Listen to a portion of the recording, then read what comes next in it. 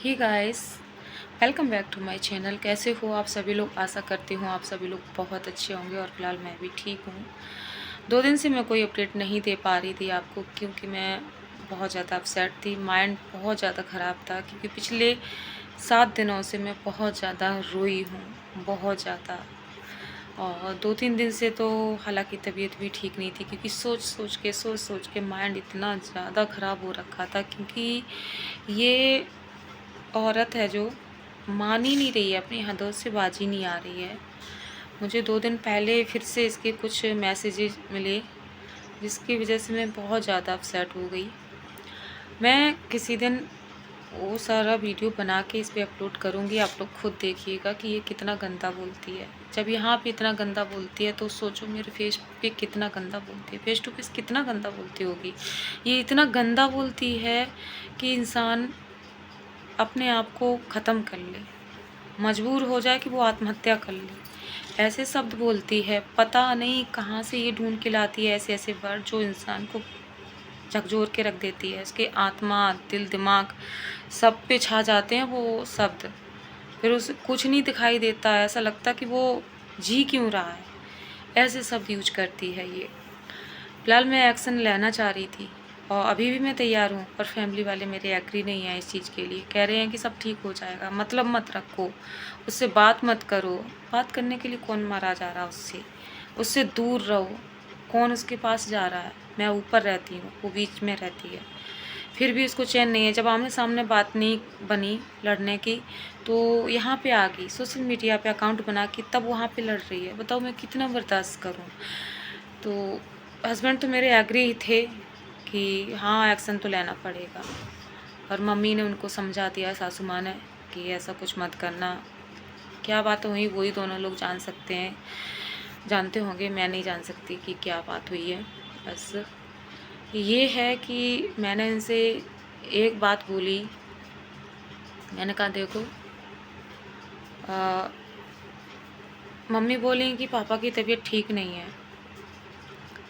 मान ली पहले भी जब मुझे इसने जीने से धक्का मारा था तब भी पापा की तबीयत ठीक नहीं थी, ठीक है, तब भी मैंने कोई एक्शन नहीं लिया था। अभी भी उन्होंने बोला कि पापा की तबीयत ठीक नहीं है, मान लिया, ठीक है। और मम्मी के भाई यानी कि मेरे मामा ससुर बोल रहे हैं कि मैं तुम्हारे बारे में नहीं सुन सकता, कोई कुछ बोले। एक भाई को अपनी बहन की लग रही है, मम्मी को अपने पति की लग रही है।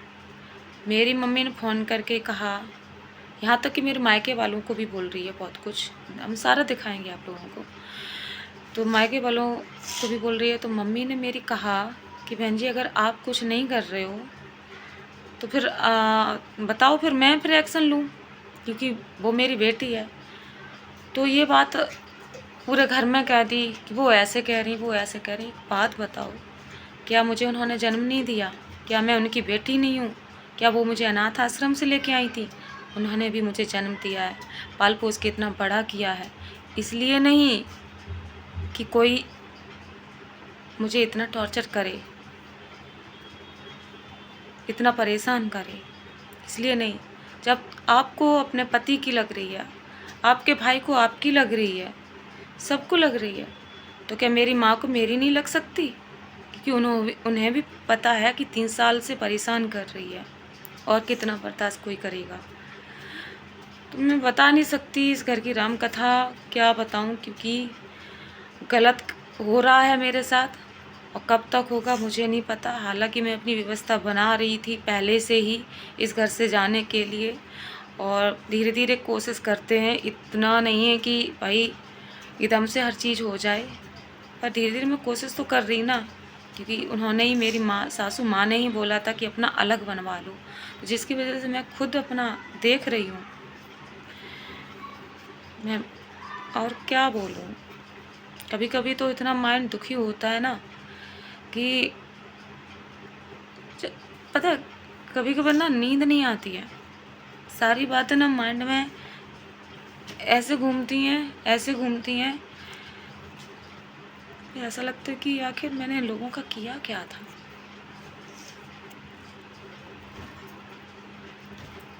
हर कोई अपने अपने में लगा पड़ा है। मेरे पति की ये गलती है कि वो कभी बोलते नहीं है। अगर शुरू से उन्होंने बोला होता ना तो इतनी हिम्मत नहीं किसी की पड़ती। इतना भी चुप रहना अच्छी बात नहीं होती है किसी के लिए भी। इतना भी सीधापन अच्छा नहीं होता है। और ये सीधाई का ही फ़ायदा उठाया जा रहा है यहाँ पे, चाहे घर वाले हों चाहे ये औरत हो। ठीक है, सीधाई का ही फ़ायदा उठा रहे हैं।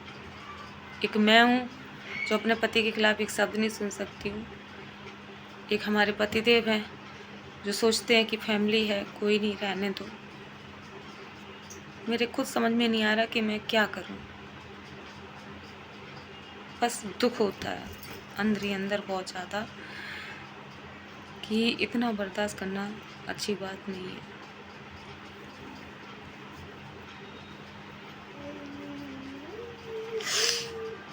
फिर भी मैं बर्दाश्त कर रही हूँ और कब तक करूँगी मुझे नहीं पता। तो चलिए वीडियो को हम यहीं एंड करते हैं।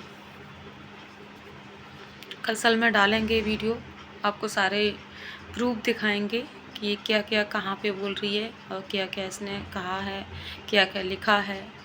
यहाँ तक कि मेरी 4 साल की बच्ची है, उसको भी नहीं इसने छोड़ा, उसके लिए भी लिखती है। ये ऐसी है, ये खुद ऐसी है तो इसकी बेटी कैसी निकलेगी।